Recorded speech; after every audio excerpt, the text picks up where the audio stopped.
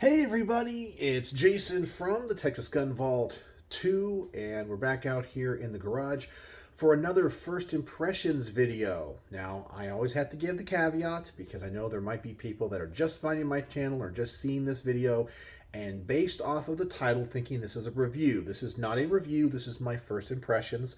This is the Texas Gun Vault 2, which is my behind the scenes channel where I just make casual content for my biggest fans. But if you want to see my proper reviews filmed with a nice camera and sound equipment and all that, please go to the link in the description below to my main channel, the Texas Gun Vault. All right, so let's talk about the guns I took to the range last night. I told you guys in yesterday's video I was going to go to the range and try to film content on a few things. So let's go over what I shot and my first impressions on them. The first one I think most of you guys are going to be interested in, and this is going to be the Ruger LCP. This is the original. Now I may have reviewed this in the past. I don't remember. I've reviewed a lot of guns. But when I went to my channel to look at all the reviews I have done, and I checked out my Ruger playlist, I have reviewed the Ruger LCP Max. This is not the Max. This is the original. So I'll be, I guess, talking about the differences between those two. And when I was looking up this gun, the thing I noticed most people were talking about online were the comparisons of this gun to the Glock 42. So I guess people that are interested in a small pocket carry 380 look at those two guns as rivals, which kind of surprises me because this gun is a direct copy of the Kel-Tec, I think like the P32, which is the 32 ACP gun, like in this size. It functions exactly the same, has the same takedown. It's all the same, but this one's in 380. And maybe Kel-Tec has a 380 version of that gun. I don't know. Maybe that would be what the P38, I don't know. I don't know Kel-Tec as well as I do other companies, but I know the P32 is like this one, just in 32. So Ruger, once again, took someone else's design and kind of did their own thing with it. Now, most of the time, I feel like when Ruger copies a design, now I don't care, I know there's some people out there that love Ruger. In general, I'm not the biggest Ruger fan. Now, does Ruger make quality firearms? Absolutely. I have reviewed some of their guns that I have thought have been really good, have shot well. But in general, I look at them, oh boy, I'm going to use this word, but please don't put too much weight in it. I'm going to say that they're thieves, okay? But please, I'm not disparaging them, okay? They're not like stealing people's designs and going against patents or anything. But essentially, when patents run out of other companies that are popular designs, Ruger takes them and does their own thing with them. Sometimes they're like direct copies with a little bit of a Ruger flair to them, like this is. But they've also looked at the Walther P22. They came out with their, oh boy, I forgot what it was called, the something 22. They've, of course, copied the Colt Single Action Army. And I know some people are saying, it's not the same. Well, come on, guys. It is essentially the same. Yes, the mechanism is a little bit different. The cylinder will unlock if you just open the loading. I know that there's small differences. But aesthetically, if you put it on the table next to the gun that they copied and ask a non-gun person, are they the same gun? Most likely they're going to say yes, okay? Of course, they got their own 1911, but everyone has their own 1911. They got their own ARs. Everyone has that. What did they recently, they copied the recent POF, the Ruger made, was it the SFAR, I think they call it. I've reviewed one of those. The guns from Ruger that I really like and appreciate are their original designs. So I'm a big fan of the 1022, and I really would love to review a Mini 14. I would love to review a Mini 14. I've never shot one, and the one that interests me the most is the one that I guess you saw on like the 18 back in the 80s with that folding stock and all that. That thing looks awesome, okay? And I think those are really cool. Now, even the Mini 14 is just a scaled down version of the M14. I get that too. And most of the time when Ruger copies a design, in my opinion, they make it cheaper, but they manufacture it in a way to bring that design to a bigger audience, okay? But on this gun, I think it's the opposite. They took Kel-Tec's design and made it better. In that when you hold this gun, it feels better. It doesn't feel like a toy. You guys know that whenever I review a Kel-Tec gun, I talk about how innovative they are as a company, but when you hold their guns, they feel like pieces of junk. This gun does not feel like a piece of junk. It only feels, I don't know, poor in the stance that it's such a small gun, but it's really not. It's not held together by screws like Kel-Tec. The magazines feel good. The polymer looks good. The metal looks good. Everything about it, it just looks good. It feels good. It feels solid. But it's still a pocket gun. So this is one of the times when I think Ruger took a design and made it better. Because just handling it, before I even took it to the range, I knew this was a higher quality gun than the Kel-Tec that they copied. But for some reason, people don't compare this to the Kel-Tec. They compare it to the Glock 42.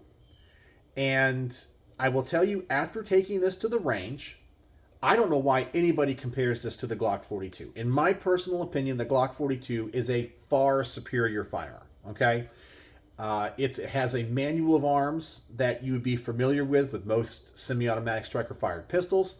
It locks open after the last round. I just feel like it's a better gun overall. However, for what this gun is, it impressed me. It definitely shot better than the Kel-Tec. It does shoot low. I wish we had different sights on here, but of course I know this is for pocket carry, so it has like an anti-snag sight design. But overall, it shot pretty good. Grouped okay. It's a pocket gun. I was able to get some rounds on target at 25 yards. I can shoot it moderately fast-ish. It's a double action only kind of style trigger. I don't know. It was fine. It didn't like impress me. Am I going to go, oh my God, this is the greatest pocket carry gun of all time? No, I don't think that. But because they were copying a Kel-Tec, I was kind of going into it going, it's probably going to be like a piece of junk. And actually I would go, this is a perfect gun. Oh, by the way, if you hear a lot of loud noises, there's a helicopter flying over right now. Apparently, I have my garage door open because it's a really nice day. So we'll just wait for that to go over. It's kind of annoying. All right, so I guess they're gone. But this would be a great gun, in my personal opinion, for people that are not really big into the firearms community. Now, if you're a Ruger collector and love Ruger, this is probably an awesome gun for you. And if that's what you want to carry. But I think this gun is very attractive to casual gun owners or like a lady looking for like something to put in their purse. I would recommend it. I really would. It was reliable. Well, the only issues I had with this gun was loading it. When the magazine, which only holds 6 rounds, is topped off, it's easy to insert on a closed slide, but sometimes when I pull the slide back and let it go, it wouldn't pick up that first round completely. It would kind of get caught. If the slide was locked open, which you can lock open on this, which I think is a huge improvement over the Kel-Tec design, even though it doesn't lock open after the last round, if I would slingshot it, it would sometimes go into battery and sometimes it wouldn't. But if it was underloaded to 5 rounds, I wouldn't have that issue. But loading it to 6 is. So if you were going to carry this, I would probably recommend having one in the chamber. And being a double action pull on this trigger, I think you'd be perfectly safe, not having a safety on it if it was in a proper pocket holster. But I would definitely run it that way. I wouldn't recommend that you carry it, what do they call it? Is it Israeli style, where you don't have one in the chamber? Because I could see it being a problem if you rack the slide and it doesn't go into battery, and you're not someone that's like really into guns like you or I are. That could be a problem. But definitely a step up from the Kel-Tec. It shot pretty good. It was better than I thought it would be. It was not the most comfortable gun in the world to shoot. Obviously, I have larger hands, but overall, it was good. For what it is and its philosophy of use, it was good. I don't say it's great, but it's good. As a get-off-me gun of last resort, yeah. They took the Kel-Tec design and made it better. All right. Next up, we have the LWRC M6IC with the IC-A5 upper. So this is a piston, and this is kind of like LWRC's kind of top of the line AR. Obviously, we have an olive drab gun here with a really cool camo B5 industry stock.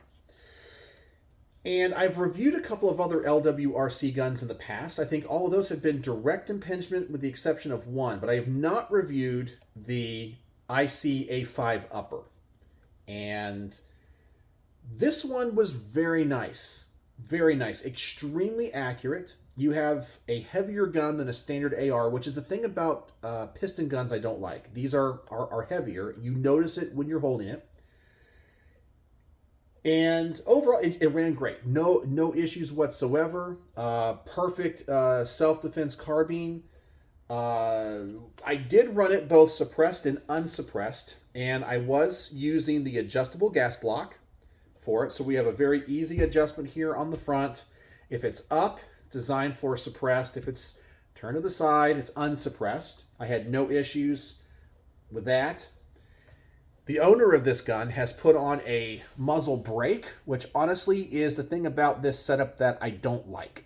And when I first shot this, oh my God, it was loud. I hate muzzle brakes, especially on guns like this that are short barrels. So D, who is the owner of this, has set this up really nice. And obviously a gun like this is designed to be run suppressed. But man, the short barrel and the muzzle brake, oh man, is it loud. And you feel it. This is the, I believe it's the Huxwrx muzzle brake. So we have openings all around it. Yeah, it was actually unpleasant to shoot unsuppressed. But when I attached the suppressor, it was really, really nice. So this is the way you really want to run it right here. So did it impress me? Yes, but here's the thing. LWRC already makes a quality product, so my expectations were already pretty high. But it met those expectations. I'll go over all the features of this gun, but overall, it's a fantastic rifle. Is it the best out there? I don't know. It's another good high-end AR. That's a piston gun. I like the fluting on the barrel. It just has all of the accessories you could possibly want, all the features. You have an ambidextrous lower here. You have a piston gun if that's what you really are into. You have a quality handguard. It feels good. I feel like their uppers and lower receivers, which I believe are made of billet, are really nice. They're machined well. The gun feels tight. It was super accurate, and I could shoot it really fast. I don't know what triggers in here. Let me see what we got here. Oh, it has the famous G on the side. So this is a Geisley trigger. So that's why I was able to shoot it so fast. So this is going to get a good review. I'll probably just go over its features and just be like, yep, it's a great fighting carbine. And accuracy-wise, very accurate. So yeah, it shot super tight to groups. Now, the other thing that I did review, I've already shown you here, is the suppressor. This is the Huxwrx Flow 556K. This thing has a couple things going against it in my book. In general, when it comes to rifle suppressors, I don't like the K versions, the short versions. I like to have as much volume internally in a suppressor as possible, and I don't really think if a suppressor is an inch longer like on this. I have to go look what the specs are. It's not that much longer, not going to add that much more weight, but it's going to add a heck of a lot more suppression. This also has the flow-through baffle designs, which I have found work well for their intended purpose of pushing the gas out the front. But they don't suppress as well. They typically have a higher pitch. And because it's the flow-through baffle design has more surface area inside, it gets really hot. This suppressor gets really hot. And I didn't shoot it all that much. In fact, I almost had to go home incomplete because I reviewed the rifle first and I shot it suppressed, and then I shot the Ruger afterwards to let the whole gun kind of cool off. And I knew I would have to take the suppressor off because when I review the suppressor, I want to show the sound of the gun unsuppressed and suppressed, and then I do the ballistics test, unsuppressed and suppressed. So I knew I needed to get this off. And when these Huxwrx suppressors heat up, they made up to these flash hide, not flash hiders. This is a muzzle brake or whatever muzzle device you have. It kind of locks them on until it cools down. I could not get this thing off. In fact, I waited until it had dropped from like almost 600 degrees to about 98, and it was still stuck on there. I was like, it's safe to touch.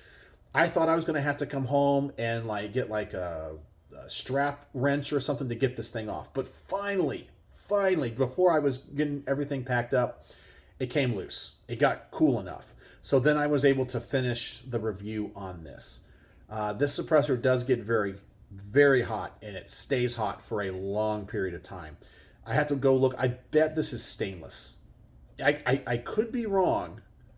My gut says based off of the weight, this is stainless steel. It could be Inconel. It's definitely not titanium. It's definitely not some lighter material. It is either stainless or Inconel. And if it's stainless, it holds the heat. So holds heat, gets hot, a little bit too short, so it's a little bit too loud. But that's what I didn't like about it. But it did work. But the only thing in my review of this, I'm not going to be able to truly test. If you know my tests when it comes to suppressors, I like to kind of test its tone. I like to test its chains of ballistics data, whether that be point of impact or the standard deviation or the spread of a 5 or 10 shot group. I like to test the heat of the suppressor and the heat retention and the heat resiliency. But I also like to test the flow-through resistance or baffle design. And the way that I test that, it has to be very qualitative, where I'll shoot 20, 25 rounds through the gun, not doing a mag dump, but pretty fast succession. And I'm typically able to kind of sense how much gas is coming back through the ejection port on a direct impingement AR. But this is a piston gun, so it wasn't quite the same. So I didn't really smell or feel anything, but that I think has a lot to do with the piston design more than anything else. But when I did recently review the Huxwrx Flow 6K, which is designed for 6mm arc, it worked pretty good. I wouldn't say it was the best. I was getting gas coming back through the rifle that I was using. So this probably, being just a little bit smaller than that one, probably would be about the same. I wouldn't say it is completely flow through and you won't experience any blowback, but I'm sure it's working because I've reviewed enough of these Huxwrx suppressors to say yay or nay on them. So anyway, that was my thoughts on these. So tell me what you think, either about the LWRC AR, the Huxwrx Flow 556K, or the Ruger LCP. I think most people are going to be talking about this. But I do want to give a huge shout out to my friend D, because you guys know he has an amazing collection. And obviously this being an SBR and his suppressor, it means a lot to me that he would fill out all of the paperwork and put me on the trust and all that so I can borrow this. And of course, I need to give a huge shout out to my friend Jack #1, because he has been so kind and lent me the more affordable guns that I was looking for. He's like, yeah, I got all those Kel-Tecs that you've been asking for. So thank you so much. He also sent me a message a couple of days ago. He asked me if I was going to shoot my new Glock 25. And I said, well, I don't know. It's kind of I know it's weird to say a collector Glock, but I might not. He goes, well, I picked up one. Do you want to shoot it? So yeah, so I will end up reviewing the Glock 25. And so when I get the Kel-Tecs and this back to him, I'll probably be picking that up. So that's going to be a cool review. So anyway, let me know what you guys think in the comment section below. And if you made it to the end of today's video, the word of the day is going to be, what's the word of the day? I'm trying to think of something to deal with this little Ruger. Let's say the word of the day is pocket. Pocket from a pocket carry pistol.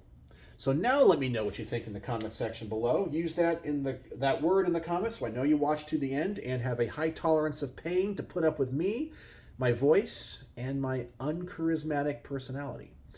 So, as always, thanks for watching.